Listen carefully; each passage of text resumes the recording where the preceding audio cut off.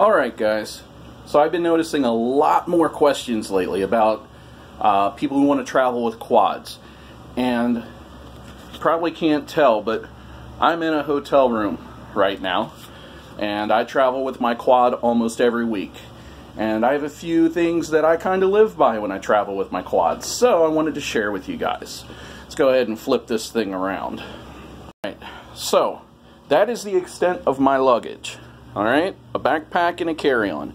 I absolutely refuse to check baggage. Partly because, and I don't think that the baggage handlers are mistreating baggage, I just know that they don't have time to be super delicate with it. So, all I do is I kind of throw my quad in upside down, kind of sandwiched between some pants or something, because, you know, this end's a little bit taller than the rest. And I just stick that whole thing in there, and I've never have any problems with that. And then there's my goggles and my transmitter. Okay? Now sometimes I'll put batteries or other things in here too, but one thing I notice is the more I put in here, the more times I get stopped at TSA, which I'll address towards the end. Now in here, in my backpack, I have all kinds of crap.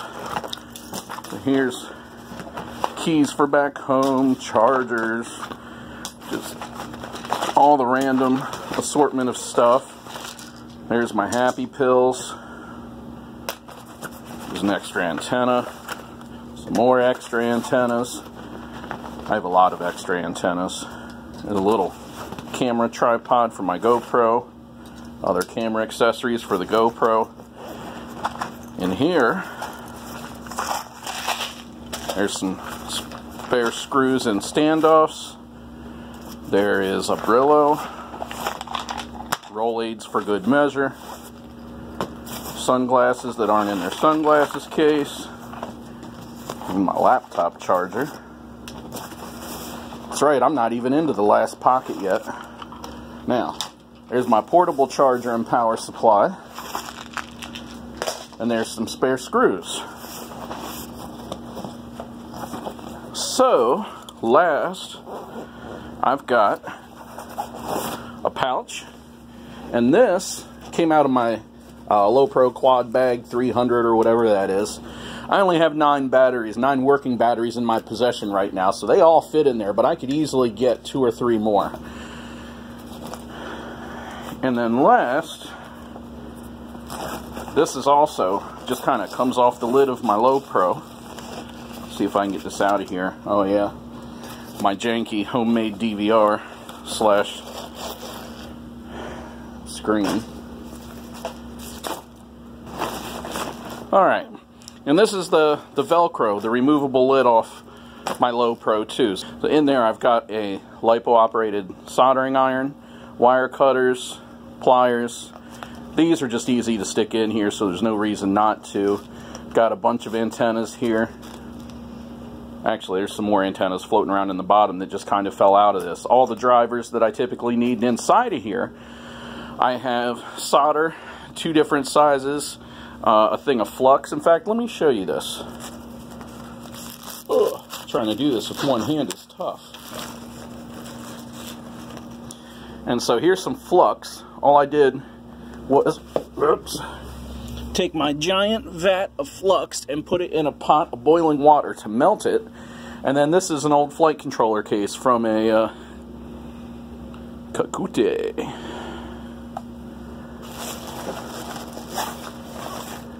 There's my solder.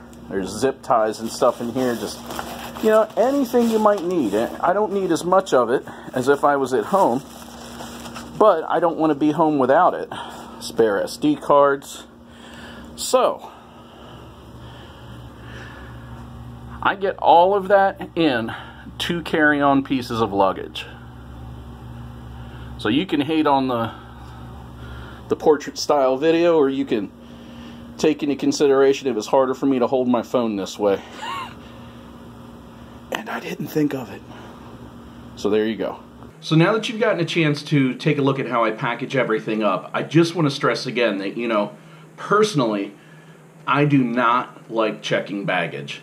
It's really for two reasons. Like the reason I stated earlier, knowing how the baggage is handled, I don't think anything fragile or potentially fragile belongs in said checked baggage.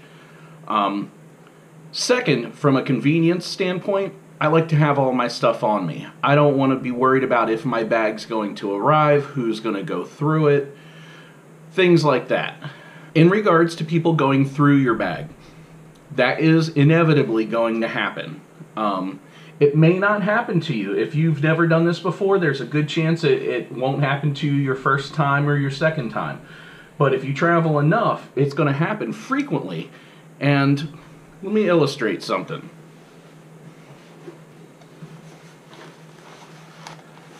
See all these batteries? When they're in a nice tight brick like that, with all these wires coming out the top, I want you to just use your imagination and think about what that might look like on an X-ray machine. If it was me sitting behind that machine, I'd have somebody check your baggage too. Now that's nothing to be nervous about or afraid of, because what somebody's going to do is they're going to basically identify that the bag belongs to you. They'll ask you, who does this bag belong to? And they'll take it to an area at the end of the X-ray machine, at the end of the security line, and they will open it up. They will ask you if there's anything sharp in there, anything that they could potentially hurt themselves on. If you have a soldering iron or anything like that, it might be in your best interest just to let them know because you don't want them to hurt themselves on it. Now, I've been through security dozens of times with soldering irons and screwdrivers and things like that, and I've never had anybody tell me that I couldn't take that on the plane with me. So they'll go through your stuff, they'll take a look. More than likely, they'll send the batteries and stuff back through X-ray again, just in a little plastic tub. They may even send the rest of your suitcase or your carry-on, and it'll come back and everything will be fine. They will also at some point swab it, to see if there's anything explosive. There's any residue of anything explosive on it. Again, you have nothing to worry about. It would be understandable to be nervous, especially if that's never happened to you before, but it's nothing to be afraid of. And that's that. That's as hard as it is. You don't have to have a Pelican case. You don't have to have any special kind of baggage. You don't have to have... All you have to do, really what you want to do, is reassure for yourself that however you have this thing packaged, that it's going to make it to its destination in one piece. It doesn't matter if props are on it, off it, it just doesn't matter. More than anything, it matters to you. So go where you're going to go, take your quad with you, make sure to take plenty of batteries. Now remember this in the case that you are checking baggage. You cannot check LiPo batteries. They have to be with you in your carry-on. The reason for this is, whether we know it or not, whether we remembered it or not, those LiPos are volatile. They are highly unstable. Most of them could be equated to just a ticking time bomb. And when and if one does decide to ignite, they do not want it in the cargo of the plane where nobody knows what's going on. They want it up where all the people are, where the fire extinguishers are, where people can get to it to make sure that it gets handled. That's why they want LiPos in your carry-on. You are not allowed to have anything that has a lithium polymer battery in checked baggage. If they find it, they will dispose of it. And or they will hunt you down. Pretty much, yeah, they will, because you'll get a fine. It's up to you, the traveler, to know what is and is not allowed to be in your baggage. It is not up to them to police it. So if you have any questions, feel free to go ahead and post them in the comments below, and I will address all of your questions and concerns. Given this is for traveling domestically in the United States, I cannot speak for other countries. The airline is not, this is not airline specific. This is any airline I've ever been on, because these rules are regulated by the FAA, not the airline.